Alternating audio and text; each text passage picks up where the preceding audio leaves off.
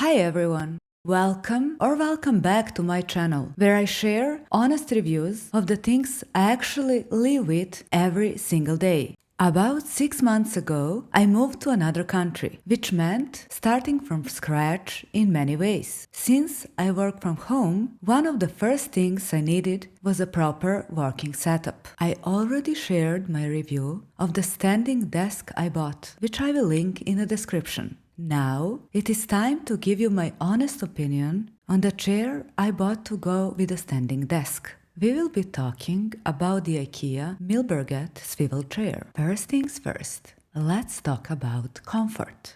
The seat cushion is soft and wide, very comfortable to sit on. Even after using it for a longer period of time, I don't start to feel any pain that would make me want to get up. At least not caused by the seat cushion, as my butt feels really comfy. The same goes for the backrest. Very soft, cushiony, and comfortable. However, it can only be locked in the most upright position. That is good when you are focused and you haven't been sitting for a while. But after some time, when I want the chair to be a bit more tilted back, there is no way to lock it in a more laid back position. You can pull the handle and the chair reclines back, but you cannot really control how much. It always goes all the way. There is a knob underneath the seat that allows you to adjust the resistance of the backrest, but it doesn't change how far it goes back, only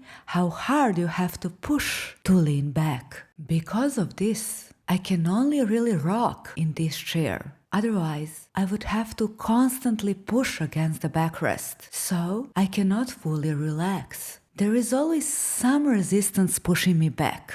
And the knob is not really accessible while sitting, unless you are 2 meters tall, like the person in the demo on IKEA's website. Because of this, I mostly keep the backrest in the most upright position, which makes my back hurt after sitting in it for an extended period of time. Luckily, I am using this chair together with a standing desk, so I can get up occasionally and stretch my back without interrupting the flow. When it comes to the armrests, like the seat and the backrest, they have the same padding, which makes them comfortable as well. But I would really like to be able to adjust them. In some sitting positions, when I'm more focused and use my mouse more, my elbow is hanging and I cannot rest it on the armrest. The way they are positioned, they are never aligned with my desk. If I were to lower the desk to align with them, the laptop would be too low and the desk would be too close to the seat, making it uncomfortable to work. Plus, my knees would be hitting the desk. Sadly, the armrests are not adjustable, so there is no real way to fix this. One important point in terms of comfort is temperature. The chair tends to heat up a bit when it is warm, and during winter it gets a bit cold. This is pretty standard for a chair covered with this material that imitates leather. That's why I put a blanket under me during winter. On the brighter side, it makes the chair feel more cozy. If you're enjoying this video, please subscribe.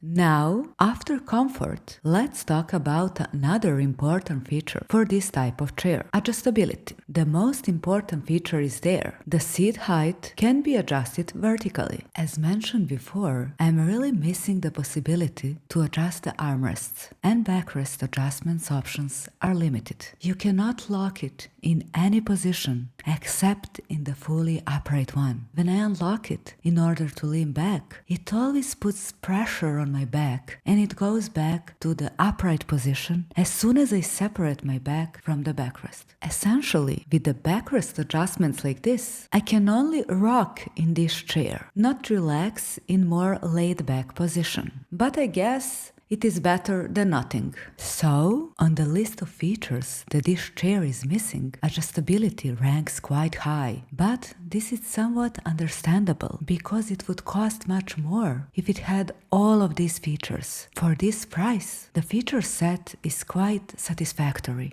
Now, let's talk about the wheels. This is something I really like about this chair. The movement is smooth and the wheels don't make too much noise. There is no stumbling, but it also isn't too easy to move, so I don't have to chase it around the room. Compared to the IKEA Millberget chair I previously had, the wheels are a huge improvement, especially when it comes to the locking mechanism. My previous chair had a very steep locking mechanism that activated when I wasn't sitting on it, making it hard to move around the room. This chair also has a locking mechanism, but it is a much less noticeable. I would say it is just enough to keep the chair in place while still being easy to move. When it comes to extra features, one that I really like is the hidden pocket on the back of the chair. It's a clever addition and gives you some extra storage space. It's not very large, but it's perfect for hiding something small. When it comes to colors, you can get this chair in 3 different variations. Personally, I like the golden brown variant with the black frame the most, but it didn't match the rest of my room, so I decided to buy the fully black one.